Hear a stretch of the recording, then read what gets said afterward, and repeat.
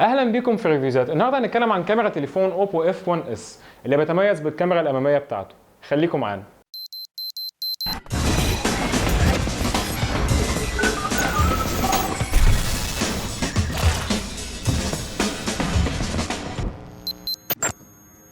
نتكلم الاول عن السبيكس بتاعت الكاميرا الاماميه والكاميرا الخلفيه.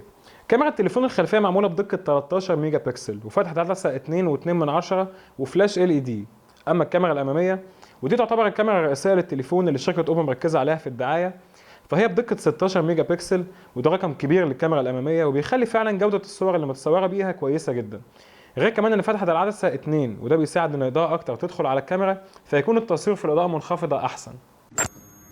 الكاميرا الخلفيه للتليفون الواجهه بتاعتها فيها 5 اوضاع مختلفين للتصوير، واول وضع هنتكلم عنه هو وضع التايم لابس. وضع التايم لابس هو وضع تصوير فيديو بيصور وقت طويل جدا وبعد كده بيسرع الفيديو اللي اتصور وبيكون حلو جدا في تصوير اللقطات الطبيعيه. تاني حاجه موجوده او تاني وضع موجود هو وضع الفيديو. وضع الفيديو بيخلينا نتحكم في اكتر من حاجه زي ان احنا نشغل الفلاش او نقفله. تاني حاجه ان احنا نتحكم في دقه الفيديو وفي عندنا اختيارين، اول واحد هو 720 وتاني واحد لو دوسنا على 720 بيدينا دقه 1080. تالت وضع هنتكلم عليه هو وضع التصوير العادي او الفوتو، وهنا برضو بنتحكم في اكتر من حاجه زي الفلاش وبنتحكم كمان في الاتش دي ار. والوضع ده بيكون مفيد لو احنا هنصور صوره فيها حته مضيئه جدا وحته مظلمه جدا، فبياخد المتوسط بتاعهم وبيطلع صوره الاضاءه بتاعتها طبيعيه. تالت حاجه موجوده في وضع التصوير هي لوحه التحكم المصغره دي اللي بتخلينا نتحكم في 3 حاجات. اول حاجه ازاي هنصور، يا اما نورمال او تاتش او عن طريق الصوت. تاني حاجه لو عايزين نظبط تايمر للصوره 3 ثواني او 5 او 8. وتالت حاجه لو عايزين نتحكم في حجم الصوره نخليها مربع او ستاندرد او فول سكرين. لو دوسنا على الزرار ده بيخلينا نختار من اكتر من مود للتصوير. اول مود فيهم هو النورمال مود اللي احنا كنا بنصور بيه دلوقتي. تاني حاجه هي الالترا اتش دي، والالترا اتش دي بتسمح لنا ان احنا نصور صور بميجا بكسلز كبيره جدا بحيث ان احنا بعد كده نقدر نطبعها على حجم كبير مش هيحصل اي بكسله في الصوره. تاني حاجه موجوده هي الجي اي اف، ودي اللي بتخلينا ان احنا نصور صوره متحركه، وكمان عندنا نوعين، نصور صوره متحركه عاديه او صوره متحركه بالعكس. تالت وضع موجود هو الاكسبرت مود، والاكسبرت مود ده بيخلينا نتحكم في اكتر من حاجه كاننا بنشتغل بكاميرا بروفيشنال او كاميرا تصوير احترافيه، زي ان احنا نتحكم في الاوتو بالانس او الاكسبوجر او ان احنا نتحكم في الايزو والشاتر سبيد وان احنا نخلي الصوره رو او ما نخليهاش رو. وده هيكون وضع مفيد جدا للناس اللي بيحبوا التصوير ومش عايزين يشتغلوا على الوضع الاوتوماتيك. رابع حاجه موجوده هي الدبل اكسبوجر، والدبل اكسبوجر ده بيخلينا ان احنا نصور صورتين ونخلي الصورتين يدخلوا في بعض، زي ما احنا شايفين لو صورنا اي حاجه وبعدين جينا نصور صوره تانية بيطلع لنا صوره عباره عن مزيج بين الصورتين دول.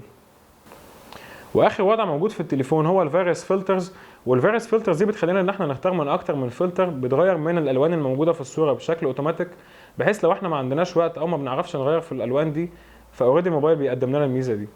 كده احنا خلصنا وضع التصوير الثالث وهو الفوتو مود. دلوقتي ندخل على البيوتي مود، والبيوتي مود ده بيخلي التليفون يصور صوره بحيث ان هو يشيل الرتوش او الحبوب اللي بتكون موجوده في الوش اثناء التصوير، عن طريق ان احنا نختار درجه البيوتي مود من 1 ودي اقل حاجه لحد 7 ودي اعلى حاجه في البيوتي مود.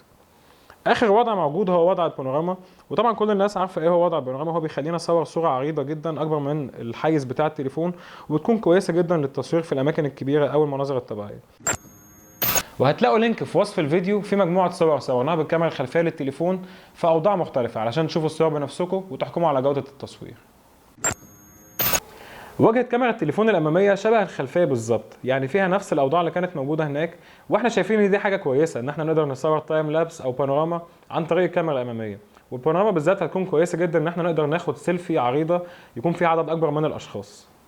ولو جينا نبص على الاوضاع الموجوده في التصوير هنلاقي ان فيها 4 اوضاع، هو النورمال مود او الوضع العادي، والفاريوس فلترز لو جينا نبص عليها هنلاقي برضو فلترز نفس اللي كانت موجوده هناك، ان هو بيغير في شكل الصوره والالوان بتاعتها عن طريق ان احنا نغير في الفلترز الموجوده.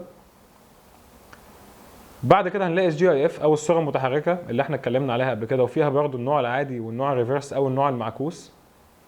بعد كده هنلاقي وضع الدبل اكسبوجر وهو نفس اللي احنا اتكلمنا عليه قبل كده، ان احنا بناخد صورتين وبعد كده التليفون بيدمج ما بينهم علشان يطلع لنا في الاخر حاجه شكلها مختلف شويه زي الصوره دي.